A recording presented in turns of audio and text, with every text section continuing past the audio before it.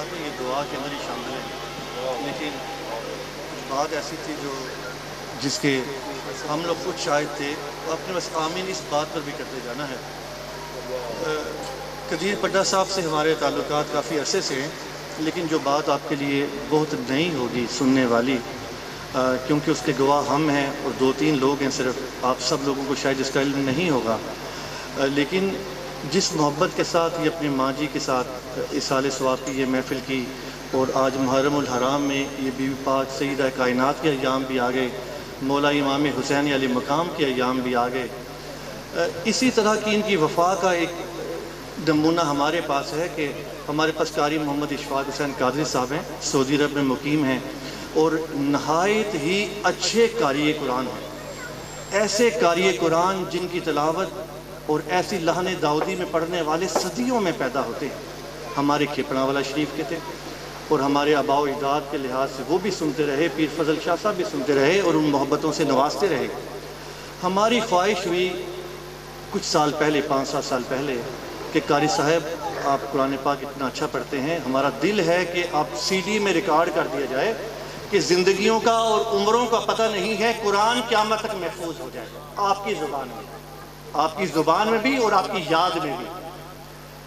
قاری صاحب نے حامی بری سعودی عرب سے آئے، کچھ مہینے کے لیے پاکستان میں مقیم رہے۔ قدیر پڈا صاحب سے ہم نے گزارش کر لی، قدیر صاحب یہ آپ کی سعادت، آپ ٹائم نکالیں اور اگر دے سکتے ہیں تو ہمیں دیں، کیونکہ مووی کا شادی خوشی غمی میں بے شمار کام ہے، لیکن آپ نے کہا کہ جتنی بھی مصروفیت ہوگی قرآن پاک کے لیے مصروفیت میں سب سے پہلے وقت نکالوں گا۔ قدیر صاحب نے وقت دیا۔ انہی دنوں میں ان کی والدہ صاحبہ کے لحاظ سے جو محفل پاک ہے، ڈائلسس پہ تھیں، ڈائلسس کرواتے تھے، ہفتے میں 2 دفعہ بھی جاتے تھے، اور قرآن پاک کی ریکارڈنگ 3-4 مہینے چلتی رہی، کیونکہ ایک زیر زبر کی غلطی کے لیے پوری رات بیٹھ کر دوبارہ وہ قرآن پاک سے پارہ سننا پڑتا، پھر ایک غلطی نکلتی، لیکن آپ قدیر صاحب کہتے تھے کہ ساری رات سنوں گا، میری والدہ ڈائلسس پہ بھی ہیں، نہایت بیمار ہیں، لیکن اسی وجہ سے قرآن پاک کی ریکارڈنگ کر رہا ہوں، اللہ تعالیٰ میری ماں جی کو شفا یابی دے، شفا یابی دے۔ یہ اس نیت کے ساتھ یہ جڑ گئے ہمارے ساتھ، 3-4 مہینے نکالے، انہوں نے شادیاں چھوڑیں، خوشیاں چھوڑی، غمیاں چھوڑیں،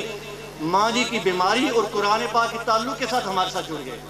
کہ قرآن پاک کے لحاظ سے اس لیے جڑوں گا کہ میری ماں جی کو قرآن پاک کے سننے اور ریکارڈنگ کی وجہ سے دعائیں ملے گی اور میری ماں جی ٹھیک ہو جائے، یہ بات۔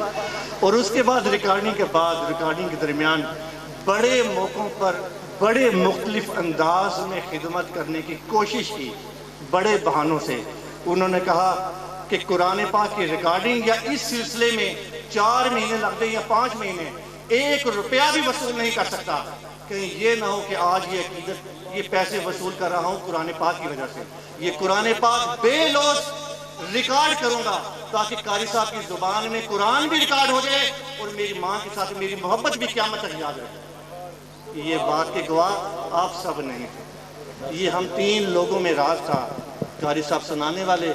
ہم اس قرآن پاک کو سن کے ساری رات اس کی غلطیاں نکالنے والے، اور قدیر صاحب ریکارڈنگ کرنے والے۔ واللہ ان 5-6 مہینوں کے اندر جب قرآن پاک ریکارڈ ہوا، 1 روپیہ وصول نہ کیا، نہ روادار ہوئے، اور بے انتہا مرتبہ جب دیتے رہے آپ انکار کرتے نہیں۔